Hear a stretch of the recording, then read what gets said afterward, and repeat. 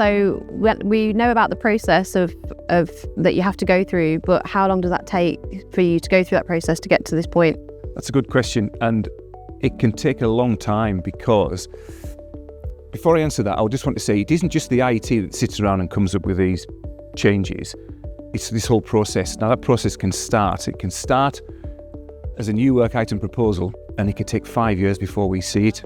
It's an awful long time. And of course, we see with this, it's updated. Well, we see a book probably every 4 years, I would say. That's how it's been.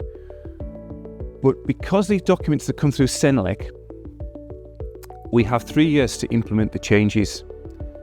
And we have, in that 3 years, or in that 3 year period, we have to remove anything that contradicts or anything that duplicates. So we have to implement these documents when they come through every 3 years. But we stick to 4 years conventionally, because that's just how it's been. Don't forget to pre-order your copy of BS7671, and you can get it from the iet.org/gettheregs. And pre-orders available now until the publication date of the 15th of April 2026.